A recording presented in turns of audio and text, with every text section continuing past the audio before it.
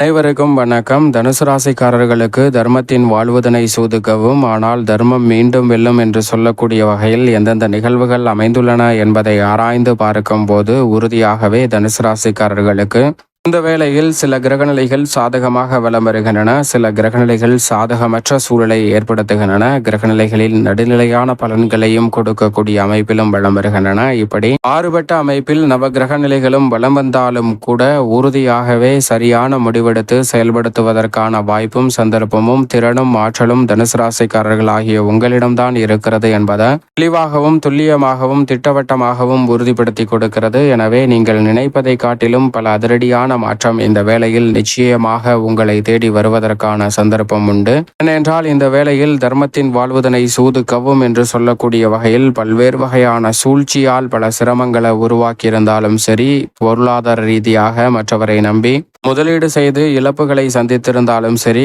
இந்த தருணத்தில் அதிரடியான மாற்றத்தை சந்திக்கக்கூடிய வாய்ப்பும் சந்தர்ப்பமும் நிச்சயமாக தனுசு ராசிக்காரர்கள் ஆகிய உங்களை தேடி வருகிறது. ஏனென்றால் இந்த வேளையில் நீங்கள் நினைப்பதை காட்டிலும் சாதகமான அமைப்பில் ராசியின் அதிபதியான குரு பகவான் சப்தமத்தில் வலம் வருகிறார். அவருடன் சுக்கிரன் இணைந்து குரு சுக்கிர யோகத்தை ஏற்படுத்துகிறார். கேது 9லும் ராகு 3லும் வலுவாக சஞ்சரிப்பதால் முன்னேற்றம் உறுதியாக கிடைக்கும். நடுநிலையான பலனை கொடுக்கக்கூடிய அமைப்பில் செவ்வாய் வலம் வருகிறாருங்க.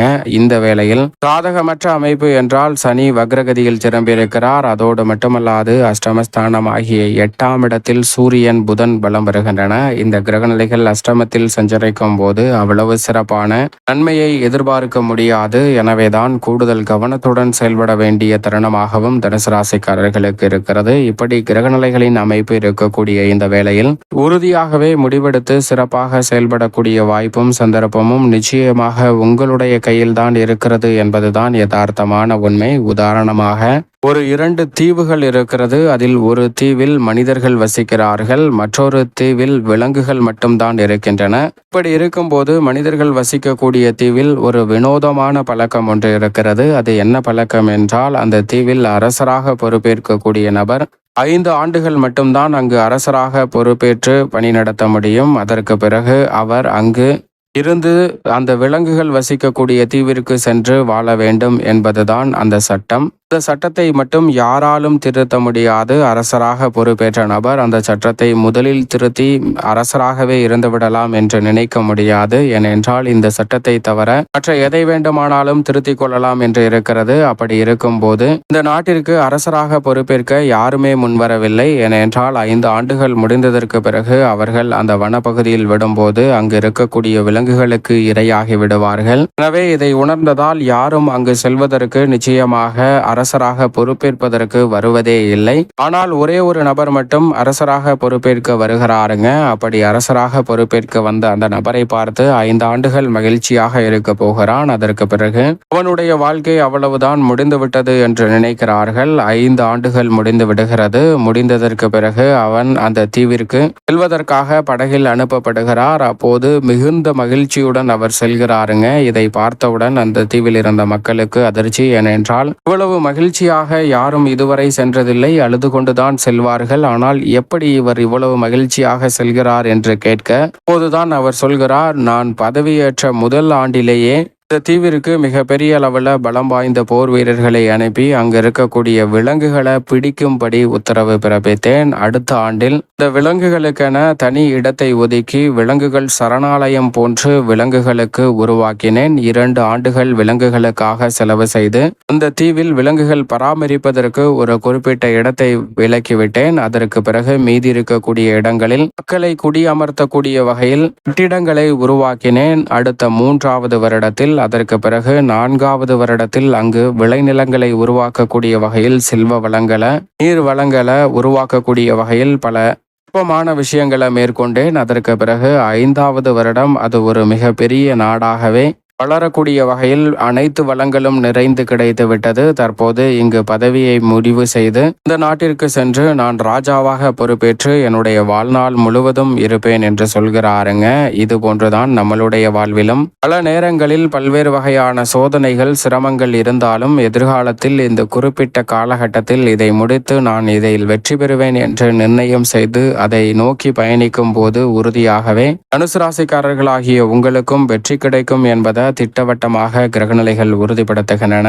ஏனென்றால் இந்த வேளையில் நினைப்பதை காட்டிலும் மிகப்பெரிய அளவில் அதிரடியான நன்மையையும் வளர்ச்சியையும் அள்ளி கொடுக்கக்கூடிய வகையில் ராசியின் அதிபதியான குரு சப்தமத்தில் இருக்கிறார். அவருடன் இணைந்து சுக்கிரனும் குரு சுக்கிர யோகத்தை ஏற்படுத்தி ஜென்மராசியை வலுவாக பார்ப்பது கூடுதல் சிறப்பு வாய்ந்த ஒன்றாக பார்க்கப்படுகிறது. எனவே பல்வேறு வகையான தடை தாமதங்கள் சிக்கல் சிரமங்கள் என்று எந்த காரியம் இருந்தாலும் அவை அனைத்தையும் விலக்கி நன்மையும் முன்னேற்றமும் நிறைவாக சந்திக்கக்கூடிய வகையில் நல்ல பல வாய்ப்புகளும் சந்தர்ப்பங்களும் உறுதியாகவே தனுசு ராசிக்காரர்களாகிய உங்களை தேடி வருவதற்கான முதன்மையான அதிர்ஷ்ட யோக வாய்ப்புகள் இந்த வேளையில் கிடைக்க இருக்கிறது. அதோடு மட்டுமல்லாது எந்தவிதமான பணியை மேற்கொண்டாலும் பெருவாரியான கிரகநிலைகள் சாதகமான சூழலில் இருப்பதால் தைரியத்துடனும் துணிச்சலுடனும் பல பணிகளை மேற்கொண்டு நன்மை நிறைந்தவையாக மாற்றிக்கொள்ள முடியும். ஆனால் அதே வேளையில் அஷ்டமஸ்தானத்தில் சூரியன் புதன் போன்ற கிரகநிலைகள் இருப்பதால் உணர்ச்சி வசப்பட்டு முடிவெடுப்பதை தவிர்க்க வேண்டும். உடல்நல ஆரோக்கியத்தில் அதிக கவனத்துடன் இருக்க வேண்டும். அலைச்சல் அதிகரிப்பதற்கான சூழல் உண்டு. எனவே சிறு பணியாக இருந்தாலும் மிக பெரிதாக இருந்தாலும் அலைச்சல் அதிகரிப்பதற்கான சூழல் இருப்பதால் நன்கு திட்டமிட்டு செயல்படுத்த முயற்சி செய்துங்கள். திட்டமிட்டு செயல்படுத்தினாலும் சில எதிர்பாராத அலைச்சல் இருக்கும். அவற்றை தவிர்க்க வேண்டும் என்றால் உறுதியாகவே அதிக விழிப்புணர்வுடன் செயல்பட்டால் மட்டும்தான் இவை சாத்தியமான ஒன்றாக அமையும் என்பதில் சந்தேகமே இல்லை. அதோடு மட்டுமல்லாது இந்த தருணத்தில் சாதகமற்ற சூழலை சனி பகவானும் வக்ரகதியில் திரும்பியிருப்பதால் உறுதிப்படுத்துகிறாருங்க. ராசிக்கு சமகிரகமாக இருக்கக்கூடிய சனி வக்ரத்தில் இருக்கக்கூடிய இந்த வேளையில் உத்தியோகம் தொழில் ரீதியான பணிகளில் உணர்ச்சி வசப்பட்டு அவசரமாக எந்த முடிவும் எடுக்க வேண்டாம். பொறுமையாக நிதானமாக இருந்தாலே தர்மத்தின் வாழ்வுதனை சூதுக்கவும் என்று சொல்லக்கூடிய வகையில் உங்களுக்கு எதிராக பலர் சூழ்ச்சி செய்து அதில் நீங்கள் மாட்டிக்கொண்டிருந்தாலும் அதிலிருந்து வெளிவருவதற்கான நல்ல வாய்ப்பும் சந்தர்ப்பமும் நிச்சயம் நிறைவாக கிடைக்கும். மனக்குழப்பம் பிரச்சனை சிரமம் அனைத்தையும் விலக்கி நன்மையையும் முன்னேற்றத்தையும் நிறைவாக சந்திக்கக்கூடிய வகையில் பல்வேறு வகையான நல்ல வாய்ப்புகளும் சந்தர்ப்பங்களும் நிச்சயம் உங்களை தேடி வருவதற்கான முதன்மையான அதிர்ஷ்ட யோக வாய்ப்பு உறுதியாகவே கிடைக்க இருக்கிறது. சரியாக இந்த தருணத்தை நுட்பமாக பயன்படுத்திக் கொள்ளுங்கள். நீங்கள் எதிர்பார்ப்பதை காட்டிலும் சிறப்பான முன்னேற்ற வாய்ப்புகளும் வளர்ச்சிக்கான நல்ல சந்தர்ப்பமும் இந்த வேளையில் உங்களை தேடி வருவதற்கான முதன்மையான யோகம்